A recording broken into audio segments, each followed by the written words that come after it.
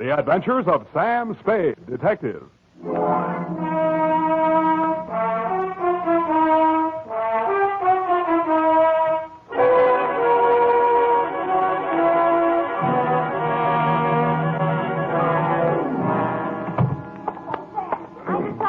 On the phone. She works in the sleep shop, you know, next to the knobby knit. Yeah. And she says they advise their nightmare customers to put a heating pad under the kidneys. Oh. And instead of milk toast, just a little beef broth and some warm wine. And pine oil. In the wine? No, in the broth. I mean the brass. That, Sam. Oh, Sam, look at you. Black eyes and scratches. Your lips cut. You didn't go home at all. I did so. When you promised me you were going straight home for that much-needed rest. And all the time you knew you were going straight to some sordid bar and get into a brawl. I even bought these things from the sleep shop. Next door to the knobby net. To Detective Lieutenant Dundee, Homicide Detail, San Francisco Police. Medical authorities agree that lost sleep can never be made up. From Samuel Spade, license number... 137596. Fatigue is cumulative. Subject, the Insomnia Caper. Dear Dundee. Honest, Lieutenant, this is how I got into that mess last night. Honest. I've been feeling a little rocky for 2 or 3 days. There was nothing much wrong with me, but as my secretary, the ineffable Miss Perrine, said... Sam, what you need is a good night's sleep. Which, Lieutenant, is how I happen to be at home, in bed, at 10:30 in the p.m., wearing a sleep shade, earplugs, and quiet pajamas. At 10:45, my right arm went to sleep. I turned over. That's when one of the earplugs fell out. I tore off the sleep shade, dug the plug out of my other ear, stuck my head under the pillow, and was just beginning to drowse off, but...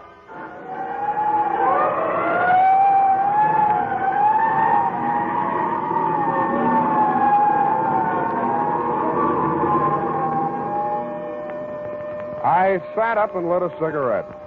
The city plunged again into the silences of the night. The fog was creeping in on little cat's feet.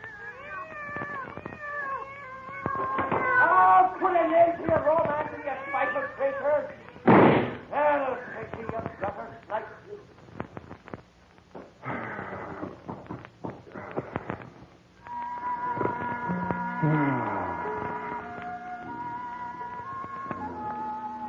Then all was peace and quiet again in Post Street.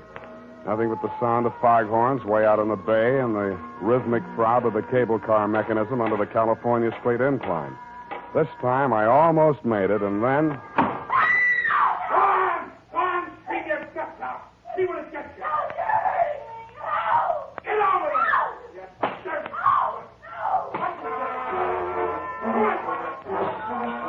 I went over to the window and peered out. The room was on a level with mine in a building just across the alley. I had had occasion to scrutinize said room and its occupant on happier occasions. She was young, red-haired, and also had a nice profile, which I had observed in silhouette against the window blind when she did her nightly setting-up exercises. I now observed that she had a boyfriend, and he seemed to be angry. Not wishing to pry into her affairs, I closed my window. Drew the blind, went back to bed. It was stuffy with the window down, but quieter. I actually fell asleep. I dreamed I was home in bed and somebody was knocking on my door. How true.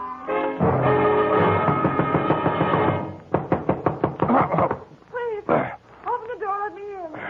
Who is it? Effie? Yes. Okay.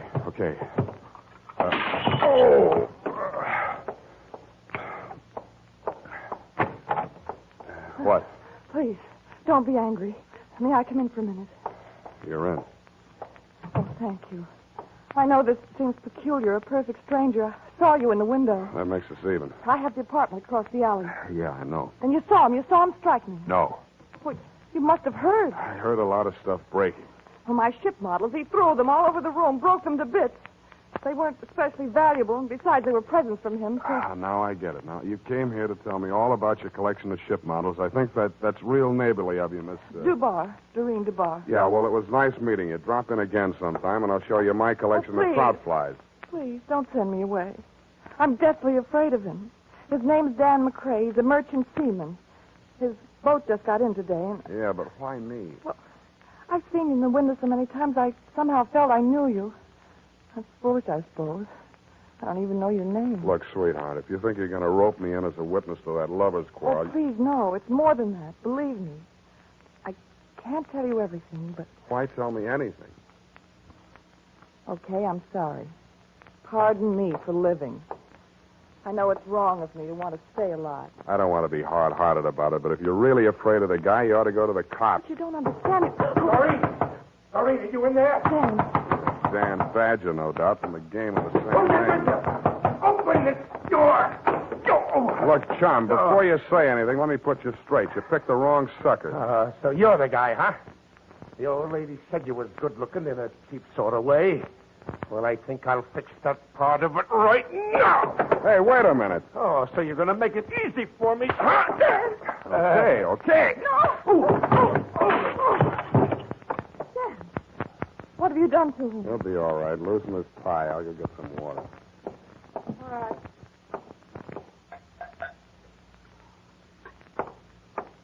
Is he coming around? Oh, where'd she go? Hey, Dan, wake up. Come on. Swallow it. What'd you hit me with? Where's Doreen? She dissolved. Come on, get up. Okay. Okay, Shepard. This is your round. Who? Not that it matters, Danny boy, but who? You're Frank Shepard, ain't you? You stupid. Can't you read? The name's on the door. Spade. Here's my card. Huh? A detective. What was she doing here? Her story was that she was running away from you. Now beat it, will you? It can't be too fast for me. I'm sorry, Spade. I've been at sea too long, I guess. The old lady over there told me Doreen was seeing the sky every night. Channel fever or something. I blew my top. Yeah. No hard feelings, Spade? Ah, forget it. But when you do catch up with that guy, Shepard, watch your left. You telegraph it.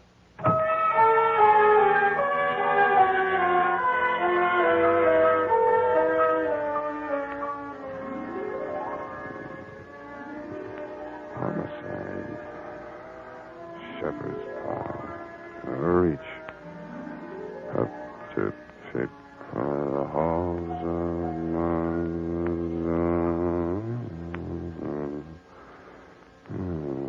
Oh, boy, look at me. I'm dozing.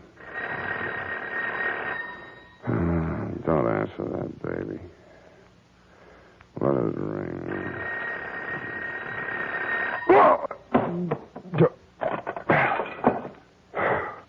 Huh? Spade, this is Dan McCrae. Who? The guy you beat up on. Look, I just got to sleep. Now, call back tomorrow.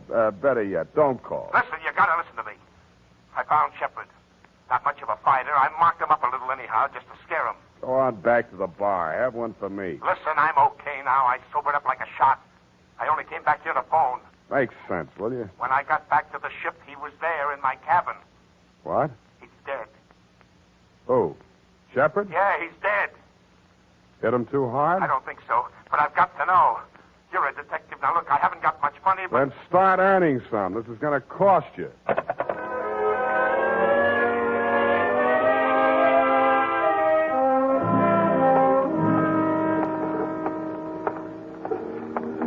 Hello, Dan. Well, you got here quick. I'm a real fast sleepwalker. This the ship? Yeah. Come on, I'll take you aboard. Give me the rundown. Shepard took your girl while you were away at sea. You slapped her around a little, broke her toy boats, and generally behaved like a bad boy. We'll skip that little exhibition match in my apartment. Then what? Come on, up this ladder. About those ship models. One was missing. She acted funny about it, and guess where it was? In Shepard's hotel room. Yeah? The Boston Hotel up on Broadway. Crumb dump. I shook the address out of that old lady. Never mind that now. So you went there, went up to his room, worked him over. But he was alive when I left there, that's clear. Then I had drinks in a lot of different places. I think I was in some other fights. Yeah, you look it. I don't know who with, just faces, a lot of blurs. I don't even know where all I went. Then I don't remember anything till I'm in an all-night beanery down here on the Embarcadero and a cab driver's holding me up on the stool pouring coffee to me. Then I came aboard. Yeah? Come on in my cabin. I'll show you.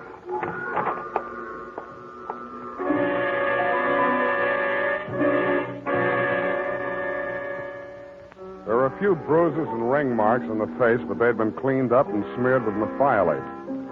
I know you're not supposed to touch anything until homicide gets there, Lieutenant, but this one had obviously already been tampered with, so I didn't think you'd mind if I rolled him over just enough to peek at the back of his head. There was a tiny cut on his scalp near the base of the skull, not more than 1/4 of an inch long. It had hardly bled. I frisked the pockets. In his wallet, $38, identification card, Frank R. Shepard, Boston Hotel, San Francisco, and a snapshot of Doreen sailing a model Chinese junk in a pond someplace. In his cigar case, cigars. Around his middle, a tooled leather belt with Hammett silver buckle. It was a popular type Hickok belt, but something about the buckle didn't quite figure. The prong of the silver buckle wasn't silver. It was tempered steel. And instead of being pointed, the end was flattened out and ground to a sharp cutting edge. There were 2 notches on either side of it that didn't look like they'd been put there for decoration. I took the belt off, rolled it up, and put it in my coat pocket. Well, what do you make of it? You touch it? No. Why? A man falls forward, not back. The cops will say he was killed someplace else and brought here. Then I'm in the clear. Yeah, unless they form a theory that you brought the body down here to dispose of it. Then why didn't I? Maybe you lost your nerve. Maybe you sobered up. How? What killed him? I don't know. Maybe internal injuries, maybe a head injury, or both from that beating you gave him. Maybe he just dropped dead, heart attack. That's for the police medical examiner to find out. You mean you're going to call the police? I have to. But I called you to... I thought you could clear me Now, before... wait a minute. You told me yourself you drew a blank. You don't know where you were or what you were doing. What are you going to do? Call the police. No, wait... yeah, I suppose you have to. I do. You first. Yeah. I must say you're taking it pretty well.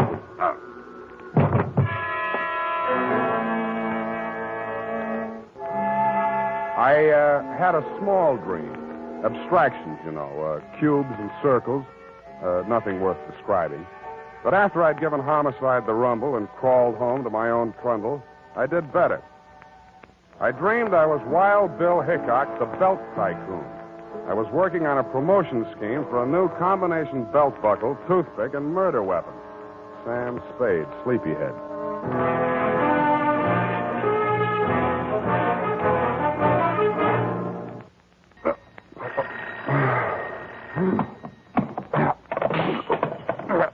Nuts. Sam? Unique Garage, Harry speaking. Yeah, this is Dundee, Sam. Okay, Lieutenant, you got me. What time is it? Wait a minute. 10 after 3. Any sign of dangerous Dan McCrae, that rat, my client? Another whiff. Hey, about that girl, Sam. Dubar, Doreen L., Balboa Apartment, Sutter Street. Can Yeah. you give me that description again? Go over and take a look at her. I'm in her apartment now. She says she never heard of you, and she doesn't know anybody named Dan McCrae. And she says she only went out once tonight to a drugstore to get some batteries for her hearing aid and some elastic stockings. All right, Dundee. If you want to swallow a pack of lies, all right. Check the drugstore, and she's wearing them now. I'd bring her over there, Sam, but she's a little feeble. Okay, Dundee. I'll be right over.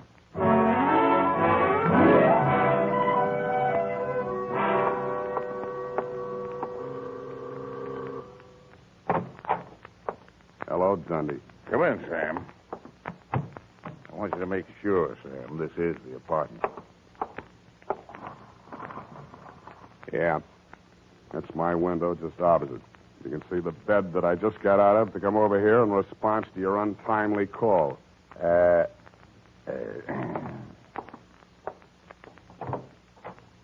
Will you come in here, Miss Dubar? Certainly, Lieutenant. I'm very anxious to make that man's acquaintance. She was about 65 years old with a pleasant, motherly face, gold-rimmed bifocals, hearing aid, and snow-white hair. Over her shoulder, I could see into the kitchen. Sitting at a table facing away from me was an old man. In front of him on the bench were 3 ship models in various stages of disrepair. Broken masts, rudders, and With a mallet and a tiny chisel, he was shaping a piece of wood. I guessed that it was a broken spar from one of the hulls. Well, Sam, still say this is the same apartment? Yeah. Same apartment, different people. But you must be mistaken, young man. My brother and I have lived in this same apartment for nearly 20 years. She's lying, Dundee. Have you checked the janitor, the building manager, anybody? Janitor says she's been living here since he took the job in 41. We're trying to locate the building manager now.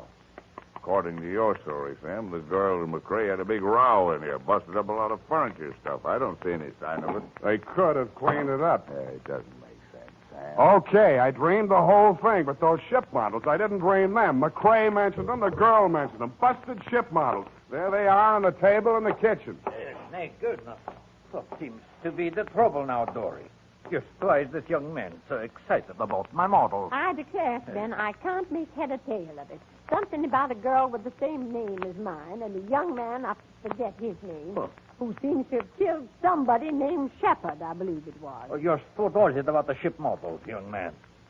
Dory, could it be the girl who brought these over to me to repair? What was her name? It's just on the tip of my tongue.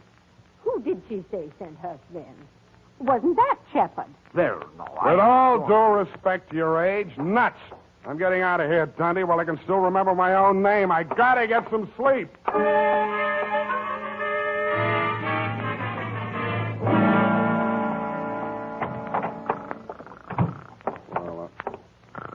Hey, wake up. Oh, Sam. Get out of my bed. Sorry. I was beat. I didn't know where else to go. You can go to jail. Their beds don't have inner springs, but it's a free flop. Listen, I had to make that break. It would have been a murder rap for sure. You mean your memory came back? I had a funny feeling I'd seen that guy Shepard somewhere before. And just before I slugged you while we were standing there in the companionway, it came back to me. That guy Shepard, he came aboard ship yesterday when we docked.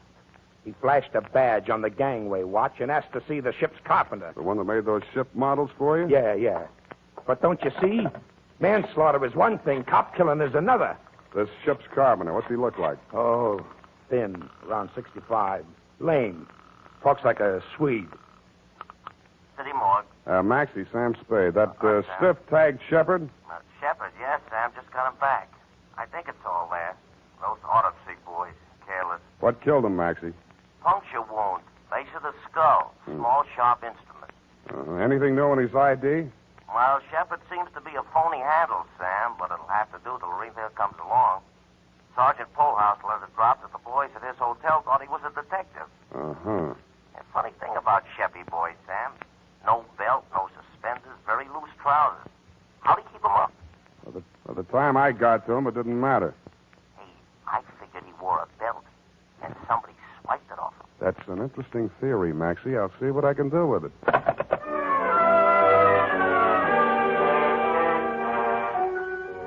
I tucked Danny Boy back into my bed, locked him in, and gumshoed around the block to the Balboa apartment. Just to be mean, I woke up the janitor and checked his statement on the old couple in Doreen's apartment. He worked 3 buildings, was sure of the old woman, but backed down a little on the man, which is what I expected.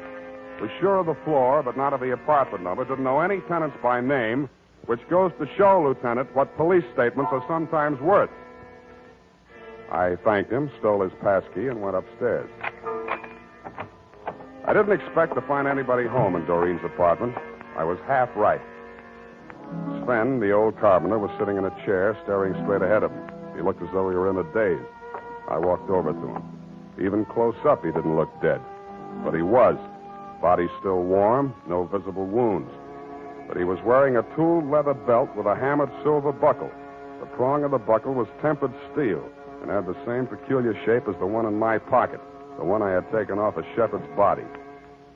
The ship models were gone. What was left of them I found in the fireplace. And in the charred remnants of what had once been the hull of a toy Chinese junk, I found something that hadn't burned. It was a small metal cylinder with 2 pins projecting from it on either side, about the middle of it. It looked like a miniature lock mechanism, which it was exactly. The key, you guessed it, was the prong of that belt buckle.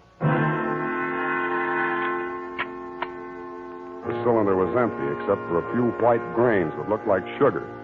I tasted them. It was not sugar, but in the dope traffic, they sometimes call it that. About then, I heard footsteps outside in the hall. I ducked into the closet, leaving the door cracked enough to see out. Stand over there, Doreen. Don't try anything. I won't shoot you unless I'm forced to. No, you didn't shoot Frank Shepard, did you? Don't ever mention that name again. All right. Well, Sven, don't just sit there staring. We've just time to catch the boat. Sven, answer me. I don't think he can answer you, Mrs. Brownrigg. Oh, what are you talking about? Sven! Sven! He's dead. He's dead! Oh, careful, she's got a gun. Hand it over. Hand it over, Grandma. You won't need it anymore. You killed him! Yes, I'm a desperate character. Hand it over. Come and get it. It should be easy for you. Such a strong young man, and I'm such a weak old woman. Now, look, you don't have your glasses on, and this 45 is too heavy for an elderly type criminal. Now, sit down and keep quiet. Oh, Sam, I thought you'd forgotten all about me. I've been trying to all night. Where were you? They locked me in a closet in her apartment. Next door? They were going to take me with them, get rid of me on the boat. After what they did to Frank, they had to get out fast. Shepard. Who was Shepard, anyway? I can't tell you that. He was a federal narcotics agent, wasn't he? How did you know? You just told me. Now, tell me the rest of it. Well, honestly, I didn't know anything about it till about a month ago. I was dusting the ship models and knocked one off the shelf. It broke, and something spilled out of it. Mrs. Brownrigg was here when it happened. She rushed for it and ran out of the room with it. She said she'd take it and get it repaired for me. And then this girlfriend of mine came by while I was sweeping that white powder up. She's a nurse. She tasted it, told me it was dope. Well, I didn't want to do anything till I talked to Danny, but she reported it. And that's when Frank Shepard came to see me from the narcotics squad. He told you to play along with them? Yes. They arrested the man Mrs. Brownrigg was selling it to, and Shepard told her he was taking the man's place so he could spy and get evidence, you see. She believed him because of the belt. This the belt? Yes. That thing on the belt, it's really a little key that fits in a little... Yeah. Now, that fits in a little lock that releases the little mechanism that makes the false bottom fall out of a little boat. When did she find out that Shepard was a narcotics agent? I didn't. I saw them together so much that I began to think they might double-cross me. Then I thought about that sailor, Dan, that roughneck boyfriend of hers. So I went to Dan and told him I thought his girl had taken up with Shepard while he was away at sea. And I had to let Dan think the worst because I was sworn to secrecy. But Dan's so violent and jealous, he said he'd kill Shepard, so I came to you. Yeah. You were a witness that Dan hit me, and I thought we might have him arrested so nobody else would get hurt. But I guess you were too sleepy to care. What? Sorry. I must have dropped off. To sleep.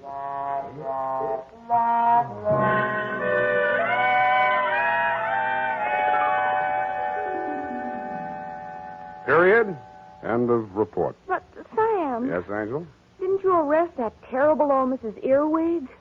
Brownwig, Effie? Wasn't it Brownrigg, Sam? One of her aliases, no doubt. In reply to your previous question, yes. Who killed Mr. Shepard, Sam? And how? Look, Eff, you'll recall that Sven was shaping a piece of wood with a small chisel and a mallet. The fatal wound, you recall. Oh, and who killed Sven? Sit down. I want to have a serious talk with you. Oh. No, over here. Yes, Sam. Stop twisting your handkerchief. Yes, Sam. Effie, sometimes I think you've been a detective secretary too long. Warps the outlook. Sam, are you trying to tell me that my services are no longer required? You see, that's what I mean. You jump to conclusions. As in the instance of the death of Sven. I only asked who killed him, Sam. Exactly. Did it ever occur to you that some people, especially old, feeble people, just die? Yes. Quietly? Sitting in a chair sometimes? Yes. Sometimes in bed in their sleep? That'll never happen to you, Sam. Check. But it did happen to Sven. Perhaps the excitement of his criminous activities, fear of discovery, his impending flight were too much for his heart. On the other hand, it might have just been old age. Of course. The point is, Effie, it does happen. Yes. Never in detective stories, only in real life. Mm-hmm. Well, I guess that's all. Good night. Sam, you're not sleepy. Nevertheless, I'm going home to bed. Oh. Well, good night, Sam. Good night, sweetheart.